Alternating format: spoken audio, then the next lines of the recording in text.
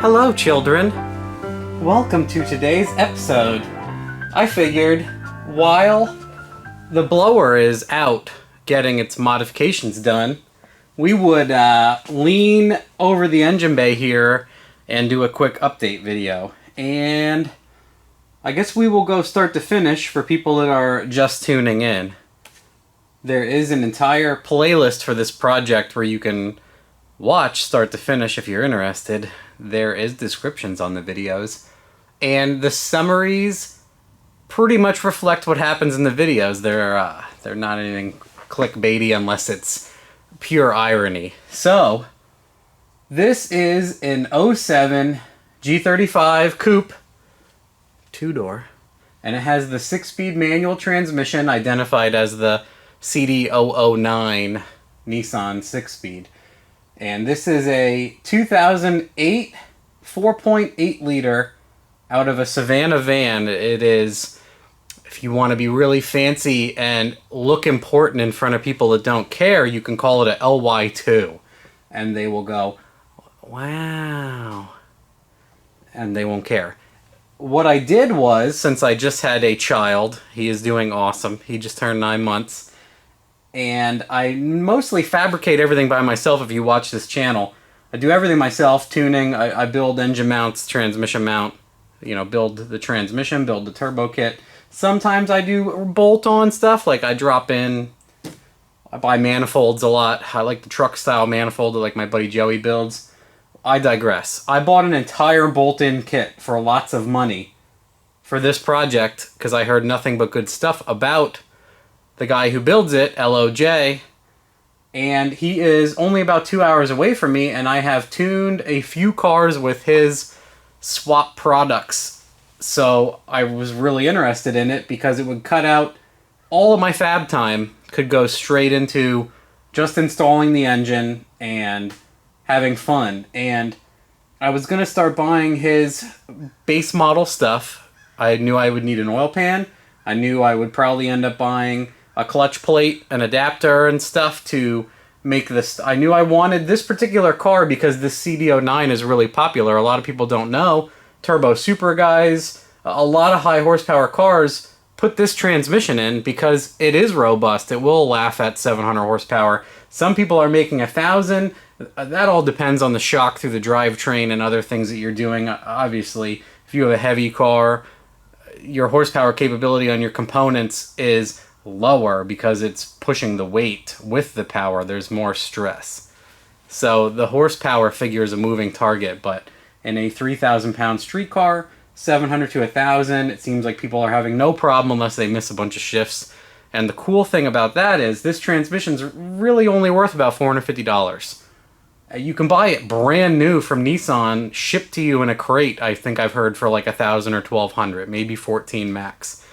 And that's incredible. So if you dust this thing, it doesn't cost you $1 million because you basically end up buying a broken T56 for $1,500. So once you have the adapter plate and stuff in, the transmission just can be swapped out. So that's cool.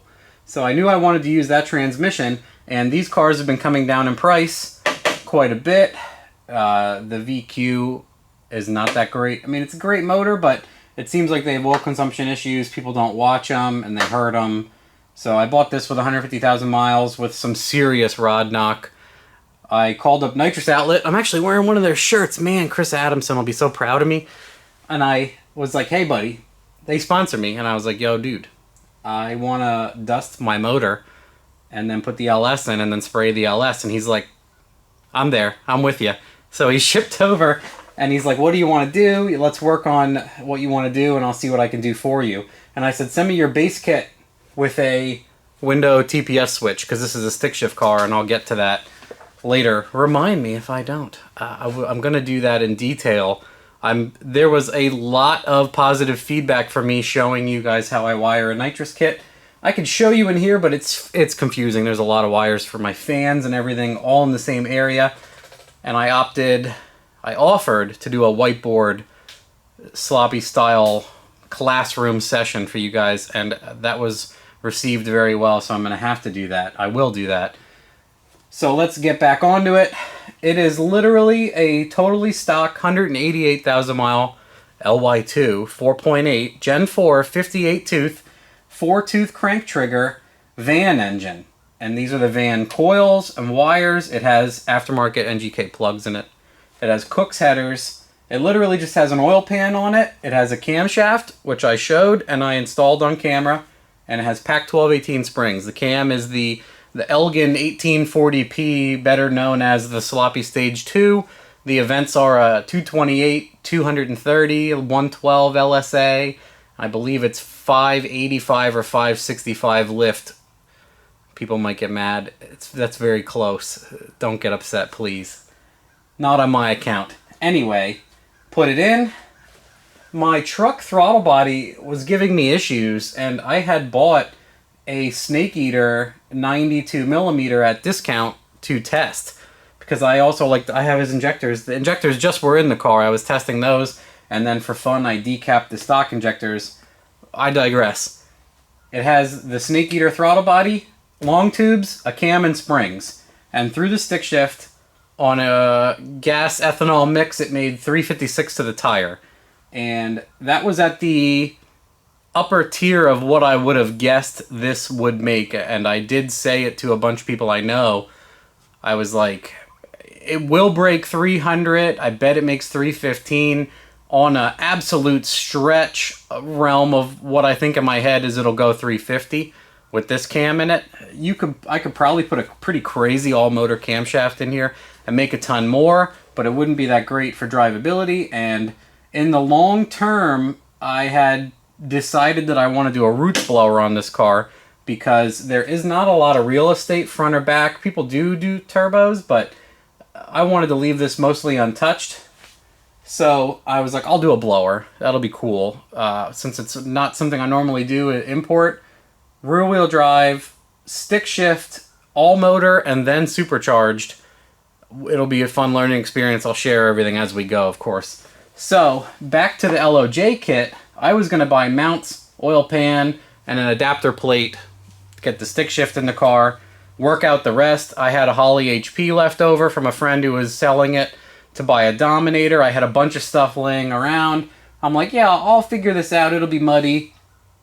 As I look through the LOJ stuff, he offers radiator, wiring, everything you can imagine. And as soon as I went to the upper tiers, started spending more money, theoretically, the webpage, it showed a drop-in engine harness that has the Nissan ECU plugs, and it comes with a CAN bus translator because this is a 07 vehicle. Almost everything in the dash, pretty much the whole dash, yes, works off CAN bus. And what that means, if you don't care to know or don't know, is that the ECU is sending out signal. An older dash, if there's 20 things in the dash, has theoretically 20 wires. And they're all going out and getting their information. A lot of people are familiar with that. One gauge has its own set of wiring. And the attractiveness of CAN bus is adding all the stuff front and back in a car would start to get you a wiring harness, relative to a large piece of fruit through the car. So what they did was they created a programming knowledge called CAN bus, and there's CAN bus in and out wires, high and low, positive, negative, whatever you want to call it, running throughout the whole car. And it's technically like the ECU is seeing coolant temperature all the time. And if you can imagine, before the coolant temperature, it says coolant temperature in brackets, and then it says 191 degrees. Any device in the car that wants to listen to what the coolant temperature is can just see the flag for coolant temperature and know the coolant temperature all the time. So what this does is it minimizes all the wiring everywhere. Say like on a Chevy truck, that's why they have the body control module. Instead of 80 wires going to the locks so that everything can lock and unlock the car, the body control module controls the locks. So just sending programming over the wiring or anything else talks over the common language, and it's like, hey, do this for me. So the dash may have like 4 wires, power, ground, and CAN bus in and out. So what's neat about that is a ton of information can be displayed on the dash. What sucks about that is if you install a later model ECU, like what I normally run, a P01 Gen 3 computer, doesn't have CAN bus, nothing works at all. And as I understand, the air conditioning and a lot of other stuff are going through, similar to like if you get in a newer car like a G8 or a truck or like newer GMC, everything is so fancy and it seems ridiculous, but it's actually simpler because it's all working over CAN bus. Anyway, nothing in the car works, which kind of sucks because it's an '07 and it has heated leather seats and the sunroof and air conditioning and everything anyway. And the attractiveness of this kit grew immediately when I saw that his accessory drive package puts the stock AC pump, stock power steering pump, and the stock alternator in the stock locations, and it all uses all the stock wiring, hoses, and everything. So that's cool. You don't have to do any making lines, no funny business. You put his brackets on and you use a LSA water pump, and his alternate or his tensioner package bolts on to the extra bolts where the 10 rib thing goes. He packaged that all nicely. And then he has the entire Gen 4 wiring harness, and it has all the Nissan plugs for the air conditioning, and it has the plugs for the trans and the backup lights. He did a lot of engineering to make all this work. And then the coolest thing about it is this car's drive-by-wire, so it uses a Nissan pedal position sensor. It's just an empty pedal. And then what's going on is the pedal goes, hey, computer, open the throttle, and then this opens the throttle. What sucks about the swap is this is GM, that's Nissan. They don't talk over the same language. He includes, and I've showed it before, a CAN bus translator. So literally, it's as if Nissan and GM built the car once you install all of Steven's kit from LOJ kits, LOJ conversions. It's awesome. It's as if GM did it. Everything works. Everything works great. You get in, like I had a little biff with my AC line blowing out, but now I have cold AC. Everything is fine. Car drives like it's ridiculous. The shifter's in the stock location. Everything's mint. It even came with a drive shaft. It literally came down to every nut and bolt and beautifully detailed instructions, which I didn't reference enough. Some of them I looked too late, but I'm that kind of guy that wants to see if I can do it. Anyway, I put in TR55 plugs, tuned it, made 350 horsepower. I have the flex fuel sensor added in. That doesn't come with his kit. I installed it. And just for fun, I'm like, okay, now we got to spray the 4.8. So I hooked up the nitrous kit. Going to do details on that. And another thing I wanted to show was I swapped out my TR55s for BR7s, the colder plug, because I plan to spray a lot. More than I did. We'll get to that. And the BR7s are good for the blower and everything else. So I just jumped right to those. And what I want to show you is, see that crack? I always go through this, like on the dyno, a car will be misfiring, and I'm like, when you installed it, you might have cracked your plug, and they're like, ah, no way, I know how to install spark plugs. I did this. I rolled into the ratchet, it hit the header, it tweaked the plug a little bit, snapped it, and you can't see that until you get your fingers dirty, and you rub it, and then boom, cracked plug. Ta-da! That'll be a nice miss. So, looks like I gotta swap the battery on my camera. Be right back. Yeah, we're back. Now we got battery. So, as we are right now, it's awesome. It's fun to drive. The transmission has nice short ratios. It has the spray. It made 480 horsepower on spray, even with the colder plugs in it. What I would like to do, I'll ask you guys, but I would like to put the 175. This kit is rated for a max of 200, so I think it'll be cool to try to put the 200 shot through it and make like 520. That would be pretty cool. I would like to see that. If you guys want to see that, let me know. What I also did for fun was I do not have a lot of bass tunes for this E38 style computer, so I tuned it on the stock injectors. It was completely out of injector, so I had a set of Snake Eater 1000s. I put those in, I tuned on that, and then I decapped the stock injectors that I pulled out, flowed them, checked them, cleaned them at my buddy's shop down the street, and put them back in and retuned on those. And then what I plan to get for the blower is you need a pretty short injector, the 38 millimeter, the LS3 style, the 210. They're all that real shortest style injector. Not a Pico. I think a Pico is really small, but the 38 millimeter small LS3 style. I'm going to get a set of those from Snake Eater. I think 160 pounders is what he's going to get, that size. I'm going to put those in for the blower and do tuning for that also. And when I refine them a little bit, I'd like to put them on the cabinet, all the E38 stuff. Then, I mean, the blower is going to be cool. What I would like to see out of the blower is around 500 tire on blower and on like 8 or 10 pounds of boost. That would be cool. I obviously don't want a ton of boost, and I don't want too low a boost and have to pulley it really hard. I don't think any of that will have to happen. The big thing about sending the blower out is, if you look at an LSA blower, it's about truck spacing.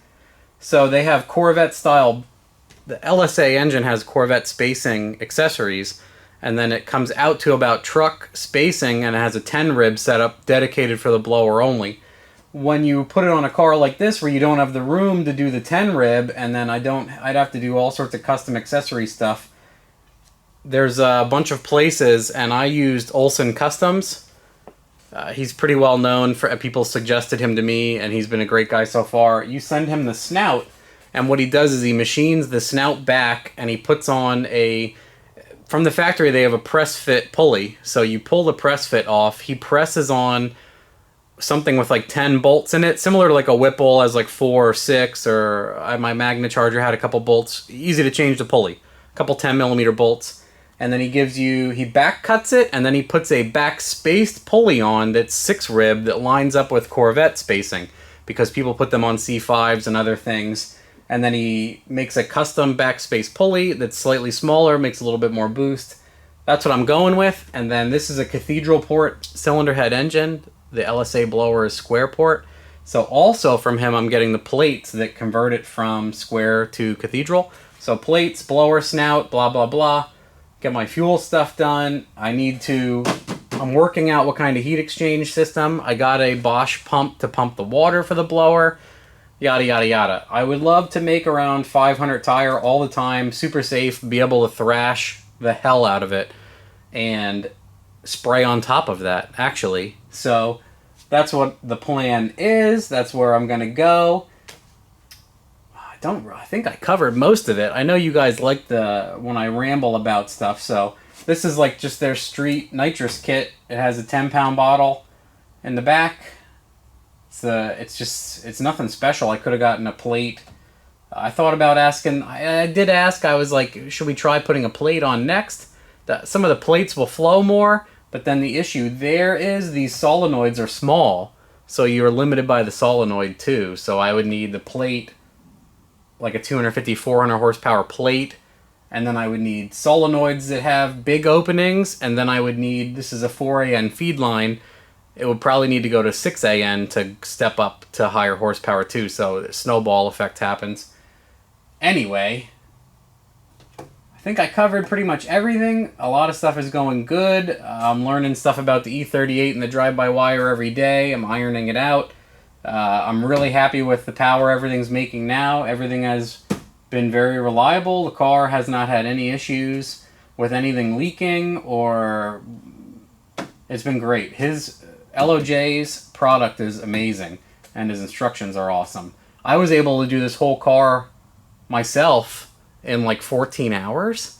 Some nitpick stuff took longer than that, like my AC line, and I hashed out some stuff with my flex fuel controller, which he doesn't supply, so that's not his problem. I messed around with a lot of stuff. I changed a bunch of ECUs, blah, blah, blah. I did speed density instead of his mass air meter tube setup. I did not get a base ECU from him. All of that would have been easier, but I knew I would be messing with it endlessly anyway, so I struggled through it. I bought his radiator kit. The stock AC condenser bolts to it, and then it is made by C&R, and it has fans and everything on it already. It's incredible. His kit to wire the fans is even nice. It comes with a, but completely weather sealed relays with like 16 feet of wire on it. No problem with any of that stuff either. This car, the coupe, has like support brackets that go where the oil filter goes. So he has an oil filter relocation kit. I have that installed. I think the sedan, you don't need it. I think the 350Z you may or may not. I think that depends on years and some other stuff too. Anyway, we'll get away from that too. I'm not 100% knowledgeable on his product other than what I've installed. Has been awesome. I think that covers pretty much everything. The blower is at Olson Customs right now. I said I don't mean to be a pain in the ass, but if you would like to film some of the stuff you're doing with the blower on the machines, I would like to include it in my videos. And he's like, I'll see what I can do. And I said, then I got pushy and I said, maybe you could time lapse one. And so we'll see. We'll see what he can do. He's a busy dude. I was like, I'm not going to hold you to any of this. If you can, that's awesome. Not trying to be a pain in your ass. I'm just a curious individual. I want to know how all that stuff works. So that's on the agenda. That's what's happening now. I think over the next week or two, I'm going to put the even bigger pills in here and spray it. Let me know what you think about that. I'd love to see over 500. I'm very close to making 5 on spray. So I think the 200 shot is going to happen. I just might be softer on my tune-up. A lot of people might not know what that means, but I'm going to go with a pretty conservative air fuel. And I think I'm going to pull out a chunk of timing. See, people were like, why are you spraying so late? And why are you spraying whatever? Well, when you have a turbo, power rolls in. When you're spraying a huge shot of nitrous, you're just hitting the bearings and everything with a hammer in the engine. So giving it a little bit more RPM takes some of the stress away, and then doing like a rolling ignition retard helps that out too. Now, I don't want the really soft tune-up in it on motor all the time for spray, so I'm going to soften it up a little bit. Say I spray at 4,000. My timing table at 4,000, maybe I'll pull 3 degrees out for a 200 shot. But what I would do is take 6 out at 4,000 on the initial hit of the spray, so it's not all 200 slamming the motor. You pull out enough timing, you soften up the spray, and then you ramp the timing back in before it gets to its peak horsepower over that 1,000 or 1,500 RPM real quick. Ramp the power in just so it's not hitting it. I mean, if you watch the dyno charts, you can see where it's just a straight line or it pounds it. Not the greatest for the bearings. It'd probably be fine for a long time, but, if I'm going to teach you how to do it, I'd rather show you how to err on caution. I know I get pretty lucky with stuff like this all the time, so I do stuff that a lot of people don't have good experiences with, and I'm okay. And I can admit that. So I'll err on the side of caution when I show you how to do it. And then, I would like to do the blower and then put a 100 shot on top of the blower. And then, I might be at the limit of my clutch, so that'll be the next part of this experiment. Other than that, for a stick shift car, a window and TPS switch is absolutely necessary because people just, something happens, you spin, you bog, boom, you burp your intake off the car, or worse, you drop a valve or something crazy. So if it was an automatic car, I would kind of shrug at it. You can do a wide open switch or whatever. You can even do a little micro switch on a mechanical throttle. If you have like a 03 Firebird, you can just pound it. Spray will come on, converter will eat it, everything will be fine. You just don't want to be spraying past your rev limiter. But a lot of times you'll be fine with a super simple kit. With a stick shift car, that's a big thing. Also, the coolest thing about something like this is it can control 2 stages, and it can do gear lockouts. So you can say spray at 4,000, only at 80% throttle, and that's it. As soon as you're below 4,000, as soon as you're below 80% throttle, it won't spray. It will not spray unless safe conditions are met. And then what's cool about that is you can give it a RPM for when you shift, say 5,000 or 6,000. So if you line up at the starting line, you turn the box on for your nitrous after you do your burnout or whatever, drag water all over the 60-foot line, which is what a lot of people do. Please don't do that. Please realize that you're part of the problem. If you're on a street tire and you're burning out through the water box and dragging that shit all over the place, you're making everyone mad, just as mad as you would if you were dragging oil all over the place, so stop it. A little bit of etiquette for you.